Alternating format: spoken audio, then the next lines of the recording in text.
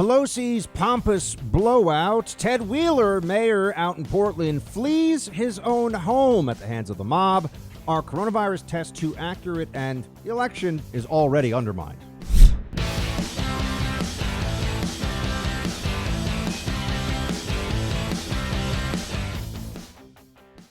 Welcome, everybody, to the Buck Sexton Show. Honored to have you with me, as always. Thank you so much for being here.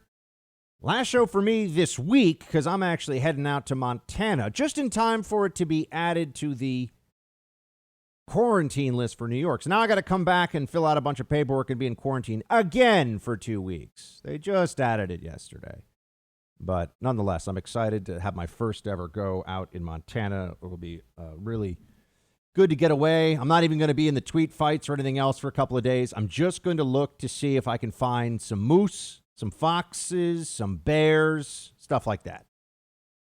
That's my plan. And I'm going to stare at the sky and remember that not everything is about politics, friends. There are more important things in life. And at the end of the day, all of our days are going to end at some point. So, you got to just keep perspective on all this. I'm getting a bit of that senioritis, the last hour at work here. But nonetheless, I'm excited to come back after being a little tanned, ready, and rested. Not going to be tanned, but ready and rested for this election battle that we're in the middle of, because this is going to be the craziest 2 months I think we've ever seen in American politics. And the stuff that's going to happen, I can't even really begin to predict it or to anticipate it, other than just to say that there are people who will blow up decades-long careers. There are people who will say things that are so stupid that their grandchildren in 50 years should be haunted by the stupidity of some of the public statements that will be made about how Trump is a fascist and he's going to destroy the country and he's a Russian puppet. Now they're even attacking Trump's health. You've noticed they just go on offense with everything. There are riots going on. The riots are Trump's fault. What? Biden looks like he's a doddering old fool. Well, Trump's the one that actually has lost a step. They'll just say it. They go on offense. They don't care. It doesn't matter. Whatever works. Whatever works. That's the only rule. That's the only rule by which they will abide. That's everything to them. That's everything. So I've got to tell you, I wish I could say that I knew exactly what they were going to do, other than just to establish that it's going to be the kitchen sink strategy I've been telling you all along. You're going to get so exhausted by following, if you do follow, the news cycle day to day. That's why I just tell you, come here to the hut. We will separate the wheat from the chaff.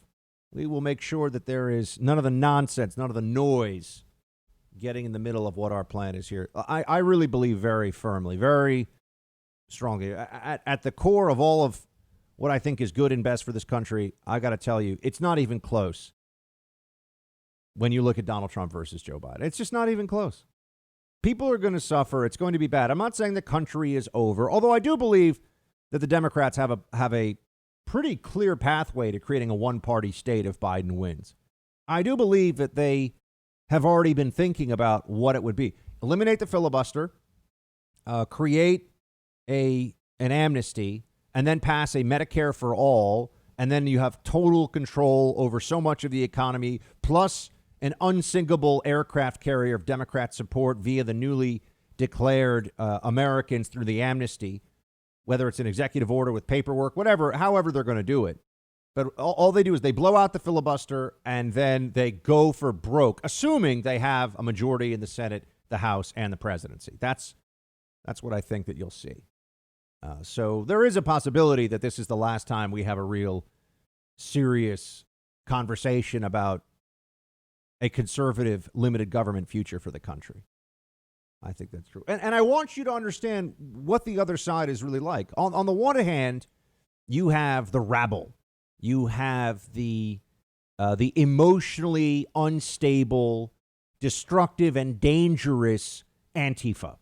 And you have these BLM, sanctimonious, in-your-face scolds who are constantly telling you how terrible you are unless you agree with everything. And it's not just agreeing with them. Let's be very clear. People often say, oh, they insist that you agree with them. No, they insist you do things. You can't even just say, oh, no, yeah, I'm cool. I like Black Lives Matter. We're good. I'm part of. That's not enough. That's why that video of those kids who were playing beer pong or whatever it was with a BLM protest going by that throws a brick through their window. And they're like, we're on your side. No one cared. No one, they don't care that you're on their side. The whole point is power. The ability to make other people do what you want them to do. Power. So it's not enough to just agree with the movement. The expectation is that you will take orders from the movement. And even then, they don't like you. You won't be respected by whether it's Antifa, BLM. These are the Democrat militants. We should be very clear about this. The Democrat Party has a militant arm, has a militant wing. So you have that out on the streets, destroying businesses, burning down liquor stores and drug stores and groceries, stealing from clothing stores, sneakers, handbags, whatever they can get, whatever people want to take, right? And they scope it out beforehand, too. You can tell they're grabbing the most expensive stuff they can. Coordinated looting, right? Organized, widespread criminality. That's what's been happening in major cities. So that's on the one hand. And then on the other hand, you have the extreme elites of the Democrat Party. So you have the shock troops, the militants of Antifa and BLM. And then you have the people that claim that they like BLM. Then you have the people who claim that they're supportive of the justice movements that are out there on the streets.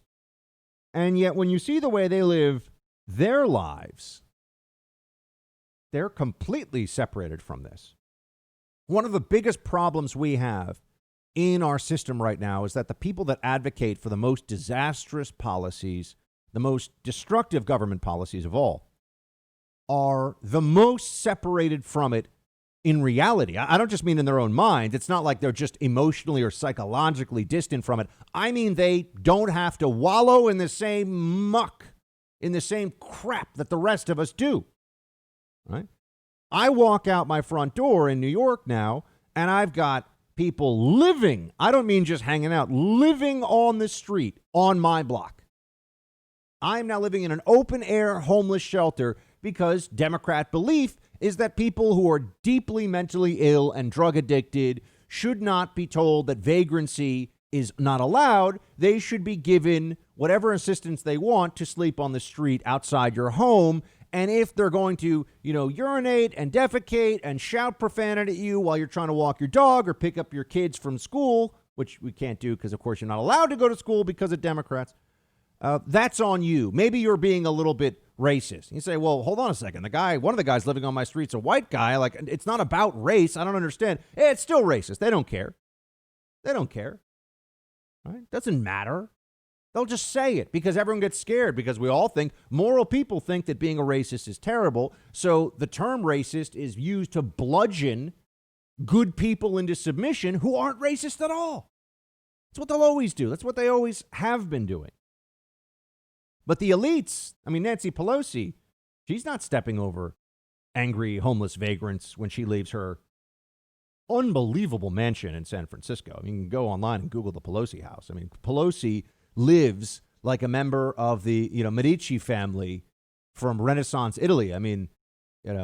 She's really in that tens of millions of dollar wealth echelon.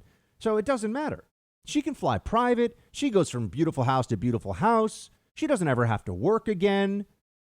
And yet she's out there advocating for the lunatics in the streets. She's wearing the kente cloth scarf, bending the knee to BLM. And people buy this. They believe in this. Because the Democrat Party has become, particularly for white liberals, a religion replacement. Now it all makes sense. When you see it that way, when you understand, why do they act like a cult? Why do they refuse? And they always say that Trump supporters are in a cult. And I say, no, that's not true. Trump supporters are always making cost-benefit analysis. I know lots. I'm a Trump supporter, and I know lots and lots and lots of them. Trump supporters don't sit around saying, yeah, everything he does is perfect. Everything he says is brilliant. I'm sure there are some, but that's not the movement.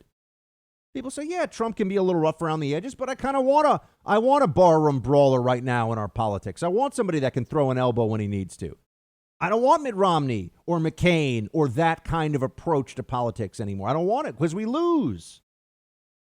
We lose. The other side, though, can count upon belief over facts and rationality and reason. They think these things because believing them alone makes them, in their minds, better people. So to be a Democrat is to be sophisticated, intelligent, smart, caring, and that's all you have to do. What could be easier than that? What could be easier? It tells you that this is your path, in a sense, to salvation without actually having any need for God. And Pelosi, because there is no real God for the Democrat Party, Pelosi stands and her kind stand in place of it. They stand above and apart from the rest of us. And that's why this beauty parlor incident, something that seems so small, is actually so indicative of a broader mindset here. It tells us so much about how these Democrats really view what's going on in this country right now. Let's recap. You have every day now more and more businesses that are going under forever. And think about that. For every business that goes under, there are owners, there are sole proprietors, people that have put unbelievable sweat equity into what they're doing, just labor and work and diligence and perseverance. Now their business is gone. You'd say, oh, they'll start another one, but it's not that easy. They don't get the money out of it that they put into it at this point. Maybe they even lost if they're really unlucky, they've lost their building to riots. It's been burned down to the ground. But for most people, it's just the economy is frozen and we can't operate the way we used to. And the business models have been destroyed for so many different commercial activities. Democrats just mostly don't care. You know why? Democrats have constituencies that are not particularly, I'm not saying all Democrats, but there are a lot of Democrats that are, from a professional perspective, not really that impacted by this. We work for the government. You're not really impacted. Every person I know works for the government, still getting their checks, still has their health care. They're fine.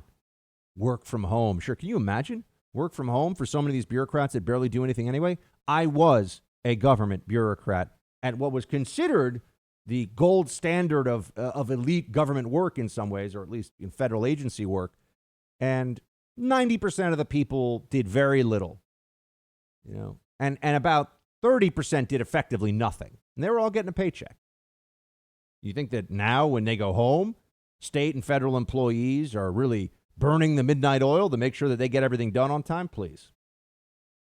Then you have the information workers, a lot of people that work in tech and financial services. Now, there are certainly conservatives among them, too. I'm not saying this is all Democrats, but, if you're a Silicon Valley person, if you're somebody who works for, Uber, or you work for Yahoo, or you're working at home, you're fine. You're still getting your checks. And your business model isn't even, Uber's business model's been crushed, but your business model isn't even necessarily taking a big hit. If you work at Amazon, obviously, you're busier than ever before. The destruction of independent small businesses is going to be one of the tragic epitaphs of this whole COVID-19 lockdown era and what that means for our society. This also should be very troubling to you as we see large corporations are increasingly factories of ideological indoctrination, and independent small businesses that can stand up to the mob are being wiped out by government policy. But Pelosi, what did she do that has gotten everyone so? What is the blowout incident of 2020 with Nancy Pelosi? Oh, we'll get there. What does COVID-19 have to do with you losing your home? Well, cybercrime is up 75%, according to the FBI, since COVID-19 hit. And home title theft is a cybercrime. You see, the bad guys, they find your information online. It's not hard to do. Then they use a quitclaim deed to take you off the title, and they start taking the money, right? They take out loans against your home, leaving you with the payments. You might not even find out about this until you get the eviction notice. Don't let this happen to you. It's so easy for the bad guys to take advantage of your information online and steal your home. Use Home Title Lock to create a virtual barrier around your home's title. The usual identity theft services don't protect you. You got to go with the specialists here at Home Title Lock. Go to HomeTitleLock.com and use promo code BUCK for 30 free days of protection. Again, that's HomeTitleLock.com, promo code BUCK to get 30 free days of protection. You can also check at HomeTitleLock.com to see if you're a victim of this crime and don't even know it yet. HomeTitleLock.com, promo code BUCK for 30 free days of protection.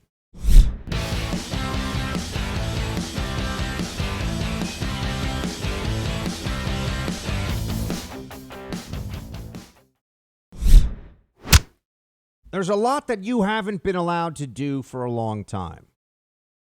And I developed a habit of at least trimming my own hair because I couldn't get a haircut for months and I was going to look like a woolly mammoth.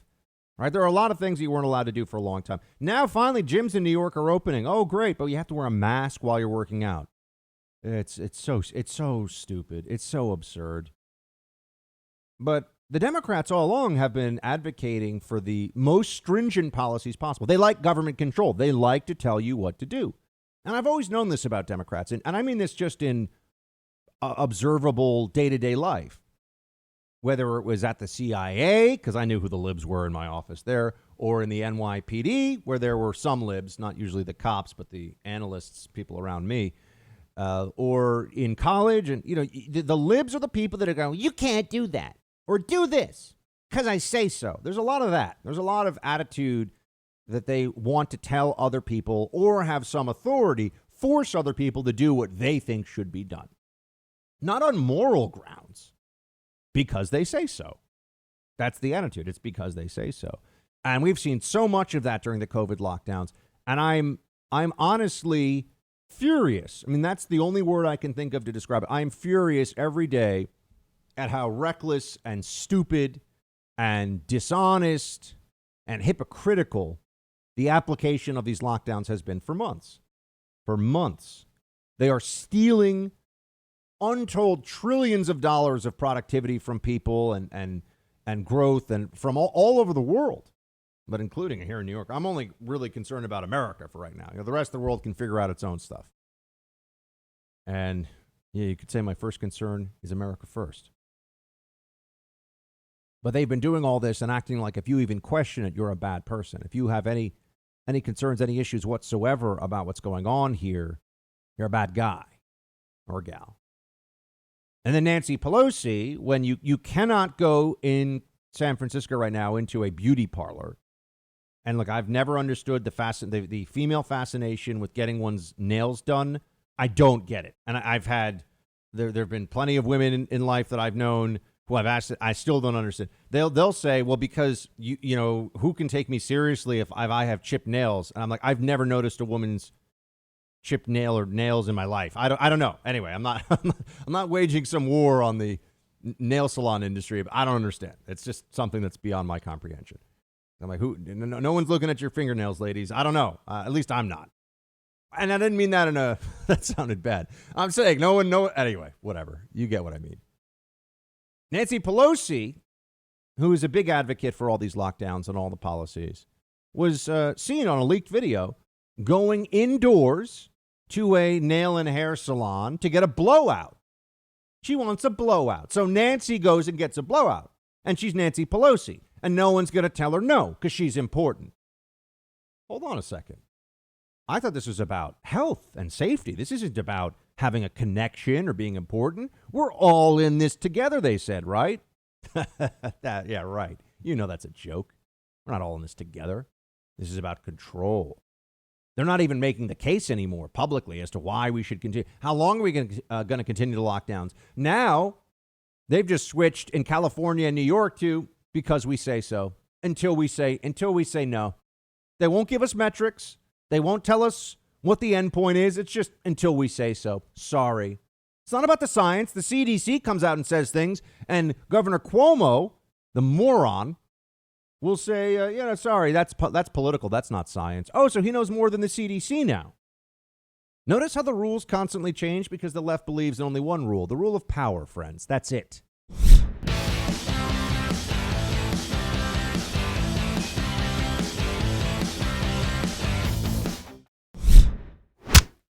Follow the guidelines, follow the science. That's what they're always telling us.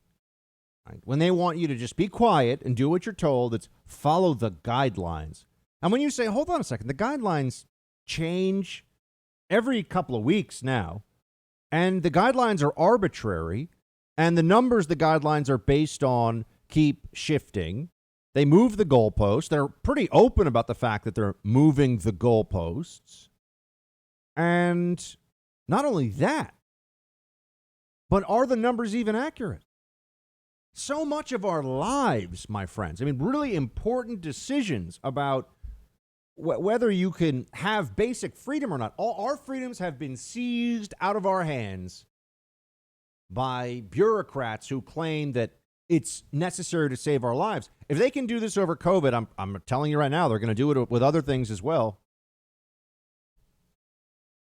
They're lucky that we all live in a period, I suppose, where we have so many TV channels we can't even find the one channel we want. I mean, it's just, there's so much entertainment. There's so many ways to anesthetize yourself from the destruction of your freedom at the hands of the state. That's what is happening right now. There's so many distractions from the seizure of your liberties that people don't really get upset about it. At least a lot of Americans just go forward with this and say, oh, okay. Sure, some are scared, and they shouldn't be. How can you be scared at this point if you're not in a high-risk category and you've seen the numbers and you realize that unless you're elderly and have a comorbidity, this is just not something to be worried about as a healthy person? That's what months and months and months of data has shown us. Doesn't mean that it can't happen, but I could also cut myself shaving and get an antibiotic-resistant bacteria from a small cut and, be dead in a week or two. That could happen, but I still shave, well, sometimes, and I still go about my life. A society, a government that promises you a risk-free existence is lying to you and plans to control you. Everyone needs to get that one through their heads here. A government that really thinks that it can get away with making that promise also thinks that we won't do very much when our liberties are seized, when our freedoms are taken away. And that's where we are right now. Can you imagine what the country would look like if there was finally some optimism from these big blue states that are very important engines of the economy because of just the population distribution? And they said, you know what, we're really going to go forward, and no mass gatherings, protect the vulnerable still, but other than that, we're going to let people return to their lives. You would think that would be where we're all on the same page, but of course not. The misery of the American people is the single biggest talking point, the single biggest asset the Democrats have in their goal of unseating Donald Trump. They want you to be miserable. They want you to despair. They want you to be upset. That's the plan. And they're executing on it. And so we sit around and say, what are we to do about this? Oh, well, perhaps on the one hand, we should at least identify the hypocrisy. We should at least tell everybody that we're aware of what's happening here. The hypocrisy. Mark Meadows, the chief of staff, talked about Pelosi specifically. Play 15. Listen, this is typical Washington, D.C. They get on national TV. They preach to the American people that it should be one way, and yet in private, when the cameras are not rolling, and in this case, I guess the cameras were rolling, it shows a very different story. It's the same thing whether it's in San Francisco with her going into a salon or in the privacy of a negotiating room. It's time that she gets serious about helping the American people. The president has been willing to do that. In fact, the president is the only one in Washington, D.C. that's acted in the last 4 weeks. We invite her back to the table to hopefully help the American people. Pelosi goes and gets her hair done. You know what her response was? I didn't know I couldn't do that. I'm serious. She claims that she didn't know that going to a hair salon, no mask on, walking around. She's indoors, no mask, in a hair salon, and paying someone to do her blowout because, oh gosh, heaven forbid Nancy's hair doesn't look perfect for her next TV hit. And then her justification is, oh, I wasn't aware that was going to be a problem, that I was breaking any laws. Effectively, Nancy Pelosi telling you that she's either just an aggressive liar or shockingly stupid. But No one's that stupid. So she's just an aggressive liar. She's looking the American people in the eye and saying, my supporters are with me no matter what. And what are you guys going to do about it? I'm probably going to be Speaker of the House again. What now? That's her attitude. Do you think she cares about the burned out buildings in Kenosha, about the unrest in Portland, about the millions, forget about all that for a second, the millions of American small businesses in Austin, in Denver, in Baltimore, in Boston, in Fort Wayne, all these places where we have so many individuals suffering, losing their livelihoods, and also starting to lose a little bit of their grip on sanity, or at least on hope, because the government is so stupid and so inept, but doesn't care and is going to control you, is going to keep you on this lockdown. Nancy Pelosi couldn't give a you-know-what about any of it. She is honestly, and I know this is a strong word, she's a soulless person. She really needs to do a tremendous amount of introspection. She's just been a vessel for the left and her own unbelievable ambition and lust for power and money and influence. It's not helping people. She doesn't care about people. Nancy Pelosi's not a nice person. Doesn't even really believe that. She's not in this for government service. She's not serving anybody but herself and the powerful interests that make sure that she stays in power. That's it. You had even Vice President Pence saying, look, Pelosi wants to criticize the RNC and the White House gathering, but doesn't say things about other gatherings that were happening. Play 7. What's remarkable to me is that Nancy Pelosi had, to my knowledge, not a word to say about the gathering that took place outside the Lincoln Memorial the next day. I mean, literally thousands and thousands of Americans all gathered. But I would say in both cases, the American people were exercising those God-given rights enshrined in our Constitution to peaceably assemble. We did it on the South Lawn on Thursday night. They did it outside the Lincoln Memorial on Friday. And I really do believe that it is a choice between many in the Democratic Party that simply want once again to tell the American people what to do, and a president and a team in the White House that really trusts the American people to put the health of themselves, their families, and our country first. The hypocrisy is astonishing. Whether it's Cuomo being caught, Andrew Cuomo, governor of New York, being caught not wearing a mask and even having a mask while he's out walking his dog. Look, I don't wear a mask while I walk my dog, but I've been telling you that all along, that's crazy. I'm not near anyone, not spending time around anybody. I'm not polluting the air with my imaginary virus, okay? I'm not sick, and this is crazy. But Cuomo doesn't obey the rules himself. The people that attended John Lewis's 4 funerals, they were exempted from the D.C. rules about quarantine. So they're not, and those are mostly Democrat politicians, of course, and other notables. They weren't forced to quarantine. Now we see Pelosi believes that she should be able to get her hair done inside, no mask. Oh, isn't she subjecting that poor woman that was doing her hair to the possible high risk of getting a... And isn't Pelosi in the high risk category herself? I mean, think about this. Think of all the shaming you would see on CNN. Oh, can we have some doctors please come on air and talk about how terrible what Nancy Pelosi's doing is? Here's President Trump weighing. And you heard the Pence discussion of the hypocrisy here. Here's the way the president says it on Twitter. The beauty parlor owner must really dislike crazy Nancy Pelosi. Turning her in on tape is a really big deal. She probably treats him like she treats everyone else, and she strongly supported a Kennedy who just lost in, of all places, Massachusetts. Yeah.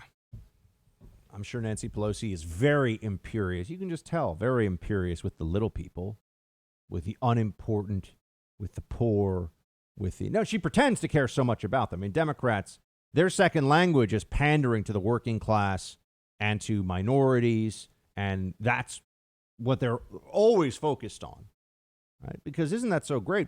That also excuses the luxurious, rarefied, exceptional existences that those powerful and rich Democrats get to have themselves. Right? They pay in a sense, for their privilege, and borrow a term from them, by always pandering to those that have less.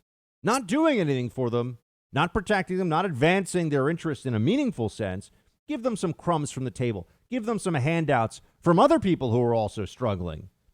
But you can do so much by focusing the animosity of the mob on those who are doing better than the mob just through their own hard work and dedication and their perseverance in their own day-to-day lives. Pelosi still doesn't care about any of that, though. Doesn't care about any of that. What really matters, that they stay locked down and that there's this belief among Democrats that they've been the good people during all of this. It's those big, bad Republicans that have been so awful.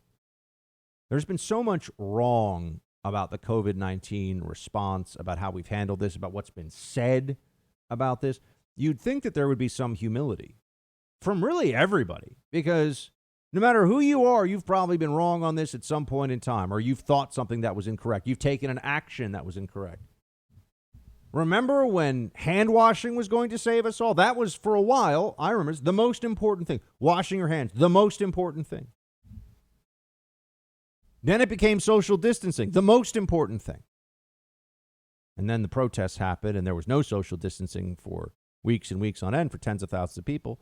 So then it became masks were the most important thing. We just moving this around. It's not rooted in any science or any hard data, but we're just supposed to go along with these lurches. Just say, okay, sure. Now it's this. Yesterday it was that. No questions allowed. Now, a lot of people have thought, where would I have been during the great mass hysterias of the past? You know, whether political or health or religious or otherwise. Well, would I have been willing to ask the tough questions? Would I have stood athwart the mob and said, I'm not sure I agree with any of this, or I think you guys are wrong? America has been tested by this, and unfortunately, I'm not saying everyone here, of course, a lot of you listening have been very brave in your personal and, I'm sure, public responses to this tyranny, because that's really what it is. It's tyranny with plenty of, mac and cheese and Netflix attached to it, but it's still tyranny. And I think a lot of people would have to look at what's going on here in America, and they'd say to themselves, we failed this stress test. We have not risen to this occasion as a people willing to take our own destiny into our hands and to accept the risks of just living our lives. No, everyone else wants to, not everyone, but a lot of people want to be patted on the head by the government and told, oh, it's okay now. You're allowed to go outside. Still wear a mask, though. You can't even enjoy breathing free and fresh air without the government sticking its grubby little paws in your face and saying, do this or else. Far too many people go along with this. Lack the internal fortitude. I don't know. I don't know how we got to this point. But we're going to have to keep fighting back. We're going to have to change this. This shall not stand, or else America will not stand, or else this country as we know it is going to become something else very quickly.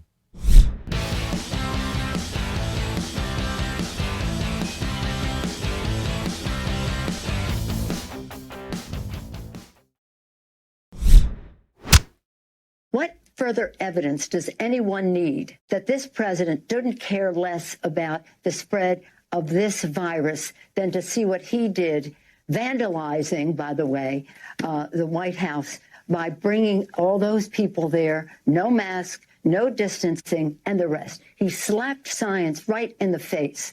And what a bad example that was. So if we're going to succeed in negotiations, we have to look to the science. Dr. Jean has told us over and over that we need 3 million tests a day. That's what we have in the HEROES Act, but they just won't do it. They won't take up a strategic plan to do that. Do you think Nancy Pelosi can read? I do wonder sometimes. Is she able to read, or does stuff have to be read to her? Does she know that they're going to try to introduce this slowly to us, but that the PCR tests done here are much more sensitive than in other places in the world, and so we are also finding people that not only have no level of coronavirus necessary to spread it or create a real infection in themselves, but that we might be finding the discarded viral particles from a previous infection with these PCR tests, according to the science. Oh, but if we test 3 million times a day, then all this will... I've been telling you all along, testing is not a cure. Testing is just data.